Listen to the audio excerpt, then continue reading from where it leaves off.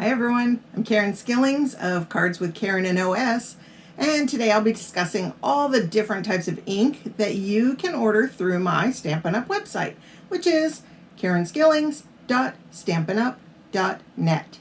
And most of what you're going to see today, in fact all of it, is coming from the annual catalog that is current right now. It's the 2023 May through April 2024.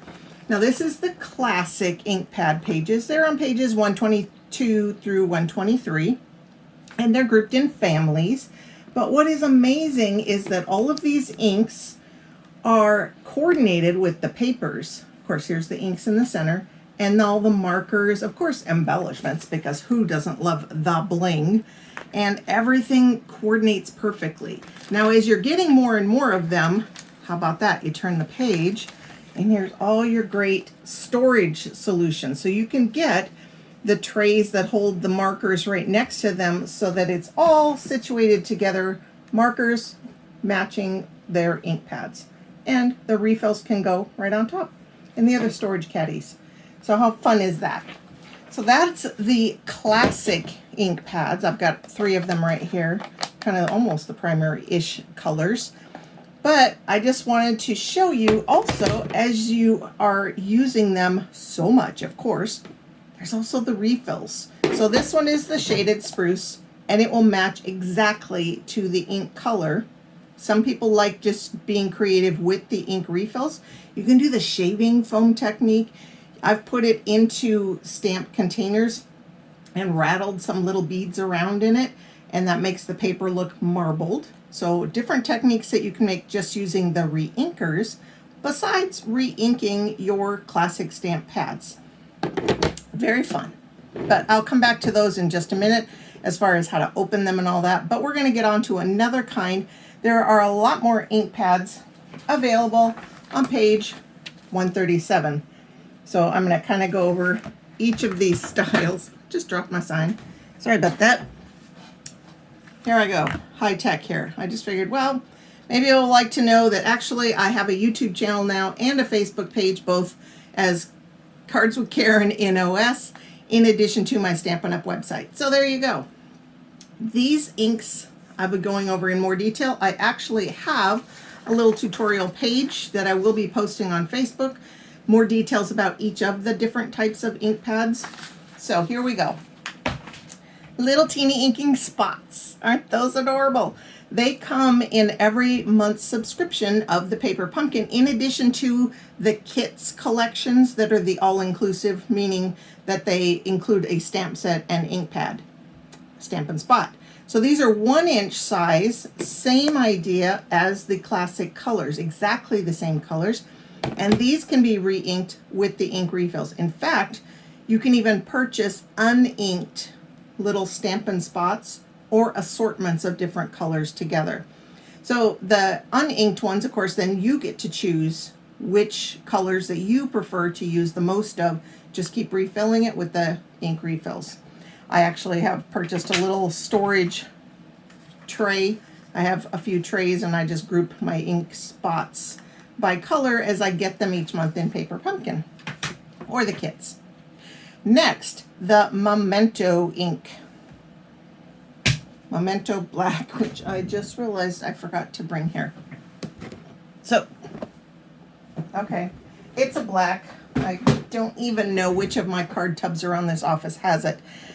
It's very similar to the StazOn in the fact that it just is a pop top. It is a classic black ink, but it is a more permanent, and it's tuxedo black colored. Memento is the name of that one, and you'll see that, of course, on page 137. There you go, my goof of the night, I guess. Right next to that is the StazOn. It is another black, the jet black or saddle brown, so whichever of those colors that you choose, but the StazOn does exactly that. It stays on. So it could be washed, it could be put on plastic, and for that reason, it is very permanent. Yeah, to me it smells like almond extract. I don't know why. It's got a little plastic lid that fits inside of the cap. But this one, because it is so permanent, has its own special cleaner, the Stays On cleaner. Here, I'll put it, see, there you go. Also smells quite pleasant, but this is very effective for cleaning this Stays On ink off of your stamps. It has a special quality to it that the Stays On ink cleaner really does help with. So it's worth the extra money if you're getting the Stays On inks, especially if you're going to be stamping on plastic or on material, fabrics, things like that. Go ahead and get the cleaner with it. I highly suggest that. Next to that, I have an old style, which I just realized I'm going to be ordering the new one, of the Craft, the Craft stamping ink, and it's white. It's a white pigment ink, so it's quite soft, quite wet, but it is nice because it adds and I'm just using a snowflake out of the Season of Chic set. I love this set because it goes for all the different seasons. So I'm going to use the seashell and the snowflake right here. So I'm using the snowflake in the Craft white, and what it does, and because I'm using a photopolymer stamp, I'm also stamping on my silicone mat for some extra cush because it doesn't have a spot. So again, I need to get my ink back up. I just wanted to show you the Craft white makes a nice soft white effect. It is a pigment ink though, so I would advise either heat setting it or drying it longer before you start creasing your fingers across it or something like that. I'm going to come back to this style of stamp pad in a little bit as well. But what's really fun to me, the magic pad, that's what I call this, the Versamark pad. It is so versatile.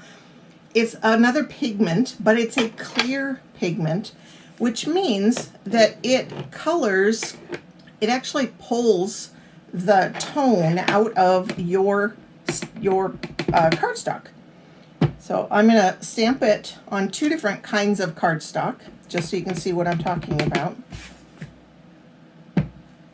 I'm doing it on the shaded spruce and one of the pinks. I'm sorry, I forgot which one it was, but when this, as you watch it, it's sort of like the magic happens.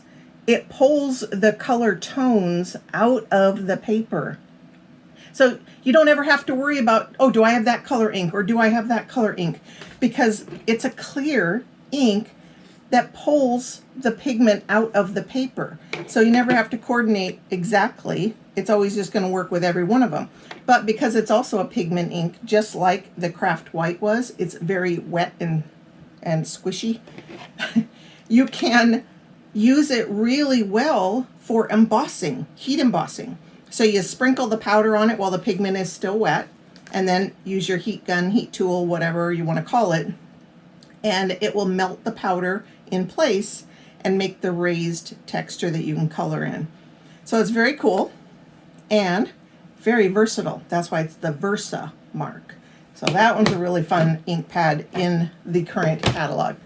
Now my tip of the day is when you get brand new ink pads, and these are the current ones, the thinner profile of them, and no, there's a ridge on the side, just one long ridge, as opposed to the old style ink pads that have sort of a bumpy grooved finger spot, and it's also thicker if you see these side by side, where the new ones are nice long groove, the old ones have the bumpy grooves. They both sort of open the same way, which is whatever end has the color, you push on it, that unlocks it, grab the top and flip it over to its flat, and then slide it back into place. The new ones, you can do the same thing, pop them open, slide it shut, and lock it in place. When you're done stamping, again, you're going to push on the color. So if you can see, I'm pushing on the color, and then I can flip it over and pop it into place. Now the new ink pads, much easier to open than the old ones, but when you first get them, they're going to come all sealed up with a bunch of strips of that color across the back. Because Stampin' Up! Works in so many different countries that they offer different languages of that same ink color. So I take the one off that's in English because that's what I like to read, And I put one strip right here on the end. So this one is the Azure Afternoon. Then it always comes with a plain strip. So I put that in the little divot that's on the inside. That way when the ink pad is open, I can see what color I am going to be stamping. But what I do then with the rest of them is I leave them right there on the back. Or if I happen to have taken them off, I've also, see this one I forgot to leave any of them on the back. This one I left a bunch on the back, but sometimes I haven't, and I just cut the end of one of these pieces, one or two off, and put a couple strips on the back. I know my grape, my gorgeous grape, I did that on. So I just put a couple strips because I had taken all of those color pieces off the back. So I cut a couple strips and put them on the back. I had foreign language words in the middle that I didn't want to try reading. So at least then when I'm looking at the bottom of my ink pad, I also know what color that this ink pad contains. So I've got my color on the end that I will push to unlock or pull. In this case of the new ones, I'm going to pull it open, slide it. When I do this, you can kind of see it's actually quite smooth. Now, when you are first purchasing these ink pads, they're not so smooth. And to get them open, I also learned a tip from Connie Stewart. So in addition to the little trick I'm going to show you in just a second, if you pop the back, the spine of these by where the colored section is, it actually popped it open in the front. Then it makes it quite easy to flip it open and lock it in place. Then I just grab the colored divot. So pop the top, make a big mess. And then flip it over to close it. But when you first purchase them, they don't quite open and slide so smoothly. So this one's a little more stiff. So what I do, I take an old chapstick, and just run a little bit on the sides and then spread it around. And close it up. It's already so much better. So it makes it slide much more smoothly.